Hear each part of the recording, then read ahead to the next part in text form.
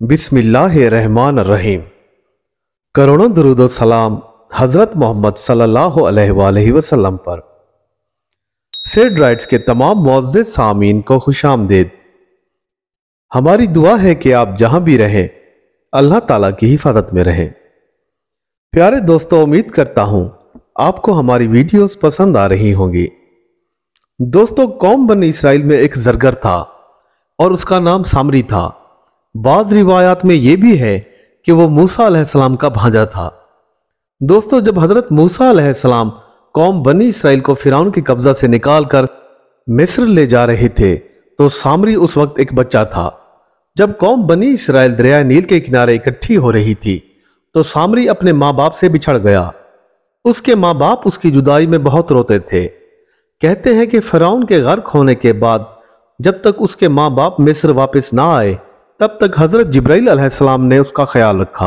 हजरत जिब्राइल अलैहिस्सलाम ने उसे उसके घर के दरवाजे पर बिठा दिया। दोस्तों, बहुत रोज तक हजरत जिब्राइल अलैहिस्सलाम की मोहब्बत और उन्स की वजह से सामरी उनसे मनूस हो गया। जब उसने जिब्राइल अलैहिस्सलाम को ना पाया तो जोर जोर से रोने लगा। उधर जब उसके माँ बाप ने उसके रोने की आवाज सुनी तो घर से बाहर निकल आए। क्या देखते हैं कि उनका अपना गुमशुदा बेटा ही अपने घर के बाहर बैठा है और रो रहा है। तब वो उसे गोद में उठाकर अंदर ले गए। दोस्तों, सामरी की माँ उसके मिल जाने पर निहायत खुश थी। कहते हैं कि उसके माँ बाप ने उसको बहुत लाड प्यार से पाला। जब वो बड़ा हुआ तो उसने जरगरी सीखी। उधर हजरत मूसा अलैहिस्सलाम जब कोहे तूर पर गए तो वो हजरत हारून को अपना नायब बनाकर बनी इसराइल में छोड़ गए थे और 70 आदमियों के साथ कोहे तूर पर मुनाजात करने चले गए थे। दोस्तों, सामरी ने जब देखा कि हजरत मूसा अलैहिस्सलाम वहां नहीं तो उसने कौम बनी इसराइल को भटकाना चाहा और सब लोगों को जमा करके कहने लगा कि आज 20 रोज हुए हैं कि मूसा 70 आदमियों को लेकर कोहे तूर पर गए हैं। उसके खुदा ने मुझे खबर दी है कि वो सब मर गए हैं। दोस्तों, सामरी मरदूद ने सोने से एक कालिब सूरत गौशाला बनाकर बतौर सांचे में उसको आग के रख दिया। फिर इस मरदूद ने बहुत सारा सोना चांदी पिघलाकर उस सांचे में डाल दिया जो बिल्कुल एक बछड़े की तरह दिखाई देता था। दोस्तों, अलगर्ज ये पिघला हुआ सोना उस कालिब में जाकर बैठ गया और एक बछड़े की शक्ल में आ गया। तब सामरी ने उसे पाक साफ किया और उसका नाम गौशाला सामरी रख दिया और बनी इसराइल के लोगों को गुमराह किया ताकि वो मूसा और हारून के रब को छोड़कर उस बछड़े की इबादत करें। दोस्तों, बाज मुहक्किकों ने यह भी लिखा है कि फिरौन के दरिया में गर्क होने के वक्त सामरी बच्चा नहीं बल्कि जवान था। उस वक्त सामरी ने एक शख्स को देखा कि घोड़े पर सवार होकर फिरौन के लश्कर में अचानक आया। जब उसका घोड़ा कदम उठाता तो उसके जेरे सुम ताजा घास पैदा होती थी। उसका मर्तबा और बुजुर्गी उसके आने से जाहिर हो रही थी। सामरी ने सोचा कि हो सकता है कि यही हजरत जिब्राइल हों जो हजरत मूसा अलैहिस्सलाम की मदद को आए हैं। सामरी ने उसी वक्त एक मुश्ते खाक उनके घोड़े के सुम के नीचे से उठा ली। बाज़ रिवायात में कहा गया है कि सामरी एक बहुत बड़ा जादूगर था और उसने लोगों को खुदा की राह से गुमराह कर रखा था और कौम बनी इसराइल के लोग उसकी वजह शोहरत, हुनर और लोगों में उसकी नुमाइंदगी की वजह से उससे मुतासिर थे। क्योंकि सोने को पिघलाने और बनाने का हुनर वो जानता था, इसलिए उसने बहुत मालो असबाब जमा कर लिया था। वो जहां भी जाता लोग उसकी इज्जत करते और उसकी बात सुनी जाती। दोस्तों, पस सामरी ने अपने गौशाला की तज़ीनो आरइश की और बनी इसराइल को कहा कि अब तुम लोग इसकी पूजा किया करो क्योंकि मूसा और उसके हवारी अब नहीं रहे। तो तुम क्यों पूछते हो ऐसे खुदा को जो नजर नहीं आता? मैंने तुम लोगों के वास्ते एक और खुदा ला रखा है और देखो तो सही, ये तो बोलता भी है। दोस्तों, सामरी ने जो मट्टी हजरत जिब्राइल के घोड़े के सुम से उठाई थी वो उस गौशाला के मुंह में डाल दी। खुदा के हुक्म और कुदरत से उस गौशाला के मुंह से बछड़े जैसी आवाज बेधड़क निकली। जैसा कि इरशाद बारी ताला है, पस बना लिया, निकाला इनके वास्ते एक धड़ जिसमें चिल्लाना वगैरह गाय का था। पस कहा उन्होंने उनसे कि ये है तुम्हारा खुदा, और खुदा मूसा का सो वो भूल गया, यानी हजरत मूसा अलैहिस्सलाम भूल गए और किसी और जगह चले गए हैं। دوستو قوم بنی اسرائیل کے اکثر لوگ اس بچڑے کی منہ سے آواز سن کر اس پر ایمان لے آئے اور سجدہ بھی کیا اور وہ پھر اسی کو ہی پوجنے لگ گئے۔ اور 12 لوگ ایسے تھے جو ایمان کامل رکھتے تھے، انہوں نے اس گاؤ سالہ کو سجدہ نہ کیا بلکہ کوہکاف کی طرف نکل گئے اور وہیں اللہ تعالیٰ کی عبادت کرتے رہے۔ اللہ تعالیٰ نے انہیں ہر قسم کی نعمتوں سے سرفراز کیا۔ دوستو ایک دوسری روایت میں ہے کہ جب نبی پاک صلی اللہ علیہ وآلہ وسلم معراج پر جا رہے تھے تو انہوں نے دیکھا کہ ایک شعلہ نور زمین سے لے کر ساق عرش تک چمکتا ہے۔ آپ صلی اللہ علیہ وآلہ وسلم نے حضرت جبرائیل علیہ السلام سے پوچھا کہ یہ کس کا نور ہے؟ اس پر جبرائیل علیہ السلام بولے کہ قوم بنی اسرائیل میں سے ایک جماعت الگ ہو کر کوہکاف میں عبادت کر رہی تھی، یہ نور ان کا ہی ہے۔ آپ صلی اللہ علیہ وآلہ وسلم بولے کہ اے جبرائیل مجھے ان لوگوں کے پاس لے چلو۔ تب حضرت جبرائیل علیہ السلام آپ صلی اللہ علیہ وآلہ وسلم کو اس جماعت کے پاس لے گئے۔ دوستو نبی پاک نے ان لوگوں کو قرآن اور سورتیں وغیرہ سب سکھائیں اور وہ دین محمدی پر ایمان لائے۔ جب حضرت موسیٰ علیہ السلام کوہ طور سے تشریف لائے تو دیکھا کہ ان کی قوم ایک گاؤ سالہ بنا کر پوجتی ہے۔ یہ دیکھ کر آپ بہت خفا ہوئے، جیسا کہ ارشاد باری تعالیٰ ہے۔ کہا موسیٰ علیہ السلام نے کیا بری بات کی تم نے میرے پیچھے؟ کیوں جلدی کی اپنے رب کے حکم سے؟ اور ڈال دی موسیٰ علیہ السلام نے تختیاں، پکڑا سر اپنے بھائی ہارون کا اور اپنی طرف کھینچنے لگے۔ وہ کہنے لگے کہ میرے بھائی میں تو بے گناہ ہوں، قوم کو ہر چند میں نے منع کیا لیکن ان لوگوں نے نہ مانا اور مجھ کو ناتواں سمجھا، اور یہ بھی ممکن تھا کہ یہ مجھے مار ڈالتے۔ پس اے میرے بھائی مت ہنسا دشمنوں کو مجھ پر اور مجھ کو ان گناہ گاروں میں مت ملا۔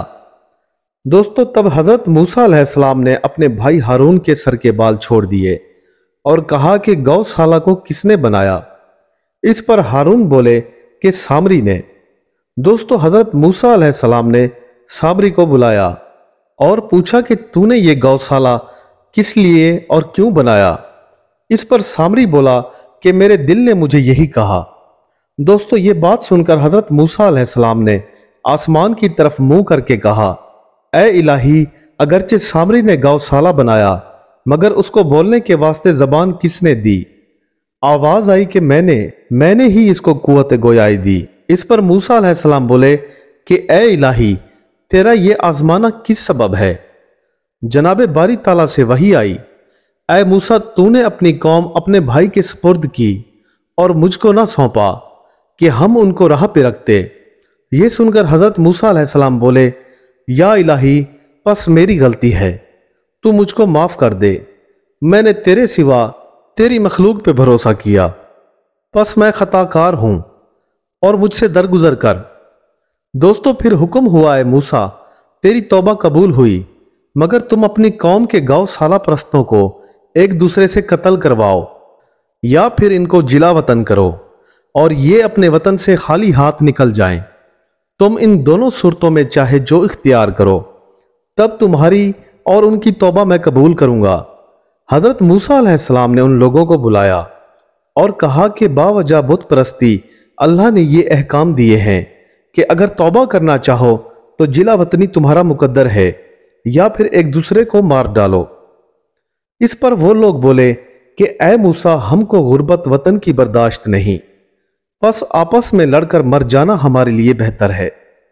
تب موسیٰ علیہ السلام کو خطاب آیا کہ اے موسیٰ ان سے کہہ دو کہ وہ اپنے بدن سے کپڑے اتار کر گھر کے دروازے پر تلوار سے ایک دوسرے کو قتل کریں، تب ان کی توبہ قبول ہوگی اور کوئی بھی اس معاملے میں اف تک نہ کرے۔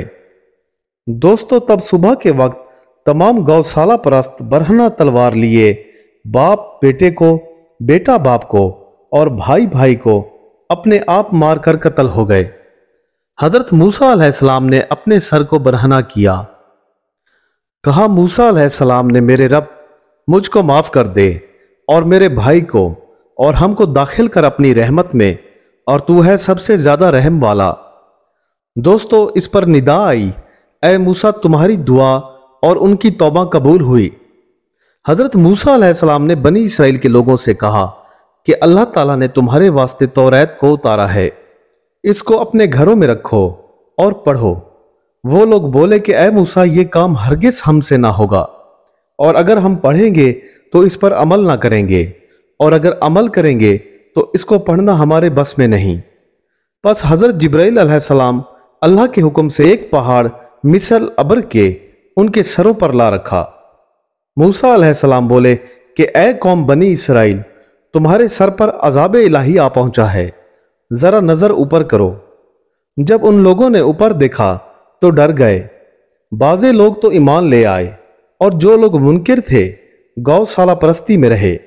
دوستو، حضرت موسیٰ علیہ السلام نے اس گو سالہ کو پتھروں سے چورا چورا کر کے دریا میں ڈال دیا۔ دوستو، جو بھی اس دریا سے پانی پیتا تو اس کا رنگ سیاہ ہو جاتا اور وہ کفر کی حالت میں مرتا، کیونکہ گو سالہ کی محبت نے ان کے دلوں پر مہر لگا دی تھی۔ دوستو، بعض روایات میں سامری کے بارے میں یہ بھی لکھا گیا ہے کہ جن دنوں فرعون مصر کے تمام لڑکوں کو قتل کروا دیتا تھا، سامری انہی دنوں پیدا ہوا، اور اس کی ماں نے فرعون کے ڈر سے اسے غار میں چھپا دیا تھا۔ وہاں اس کی حفاظت اور دیکھ بھال کرنے والا کوئی نہ تھا۔ پس اللہ تعالیٰ نے جبرائیل علیہ السلام کو اس کی پرورش کے واسطے بھیجا۔ آپ علیہ السلام آتے اور اسے دودھ اور شہد چٹا دیتے، اور اسی طرح وہ بڑا ہوا۔ واللہ عالم ان میں سے کون سی روایت درست ہے، یہ تو اللہ پاک ہی جانتے ہیں۔ دوستو، کہتے ہیں سامری نے بہت مال و دولت جمع کیا اور لوگوں میں معزز بھی رہا، لیکن باوجہ نافرمانی خدا کے اللہ تعالیٰ نے اسے فقیر کر دیا، اور وہ ایسی بیماری میں مبتلا ہوا کہ کوئی بھی اس کے پاس نہ جاتا تھا، سب اس سے نفرت کرتے، اور اسی حالت میں ہی اس کی موت ہوئی۔ میں اس واقعے کو یہیں پر اکتفا کرتا ہوں۔ ہماری ویڈیوز کڑی محنت اور ریسرچ سے بنائی جاتی ہیں۔ یہ تمام مواد مورخین اور مفسرین کے قلم و علم سے لکھے گئے ہیں۔ اگر اس کی ادائیگی میں ہم سے کوئی مسٹیک ہو گئی ہو تو ہم اللہ کے حضور اس کی معافی چاہتے ہیں۔ ہمارا کام یہ علم آپ تک پہنچانا ہے۔ باقی تمام حقائق اور واقعات کا صحیح علم